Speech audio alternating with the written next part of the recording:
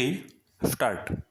Sir, my first question is whether there is any particular strategy at all which our government is applying to control the price rise, because we had the 3 years of the Janata rule where there was no strategy at all. Even the plan was called the rolling plan. That is why I am asking what is the strategy. It is not my intention to theorize here or to sound scholastic, because scholastic debates are not meant for parliament, but common sense is. I firmly believe that no theory can be viable unless it can be understood by common sense. In a nutshell, I look at the economic strategy of our government in the 1980s as radically different from the past. There was hardly any difference in the styles and approaches of the previous 2 decades. The approach then was one of the demand management without caring for the supply side. The Keynesian scholars who dominated the planning process in those days presumed that the role of the government in the economy was only confined to maintaining the suitable levels of aggregate demand, and since the government alone could print money, the chief instrument of demand, it was also presumed that fiscal measures alone could control the entire economy.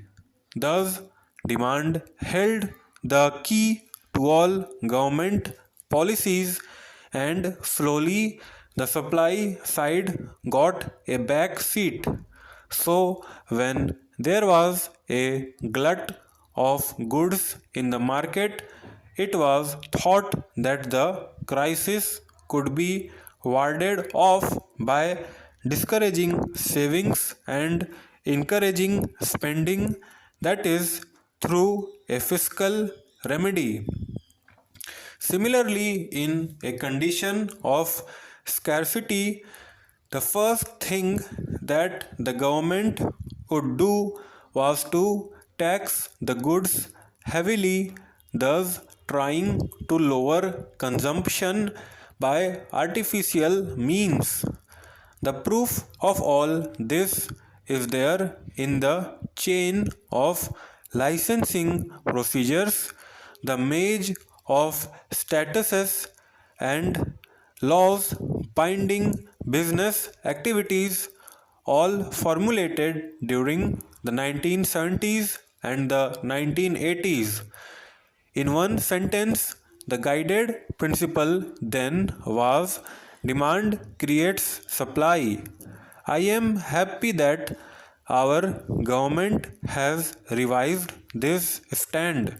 Instead of being obsessed with the demand side, for the first time we have launched ourselves on a program to tackle the supply side.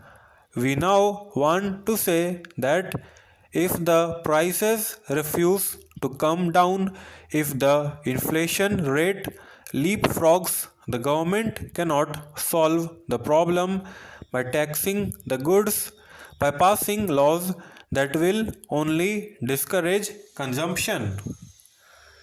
The new strategy of our government is to remove constraints on supply, on the artificial barriers between the producer and the consumer, and give the manufacturing sector a chance to function without any hindrance. The supply side economics has an emphasis on growth and not on distribution. Actually, supply side economics is in direct contrast to the demand side economics which we have been following earlier. Though I am in full agreement with this theoretical shift, which is now being totally reversed by the theory that supply creates demand, I would have been happier if all round measures were taken to improve supplies. One very important part in supply side management is the infrastructure. The toning up of the infrastructure has to be done with greater effort and with more speed. There is no doubt that the infrastructure has improved.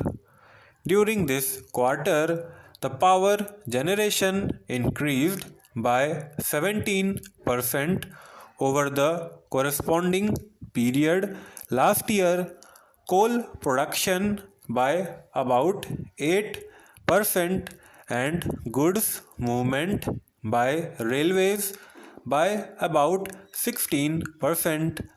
Down the line, there has been a rise in the production of saleable steel by about 26%, cement by about 19%, crude petroleum about 64%, petroleum products by 21%, and fertilizer by 65%.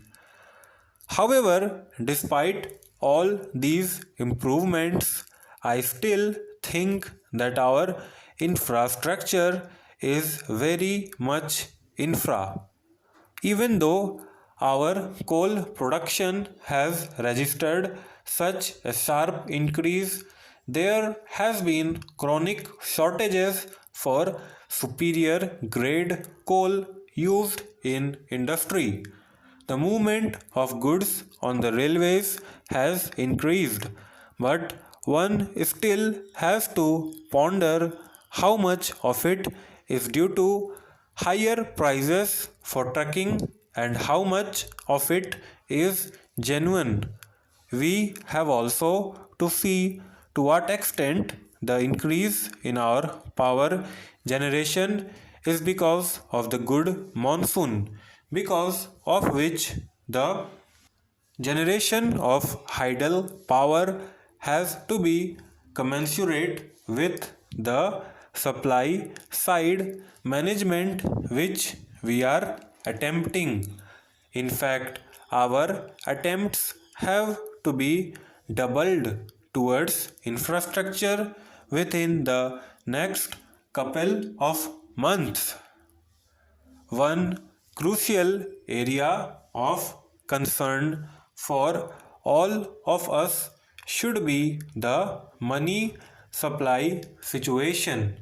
While I commend the efforts made by the government for decreasing the money supply situation in the country, I still feel that the recent impounding of currency in our monetary systems is not adequate enough.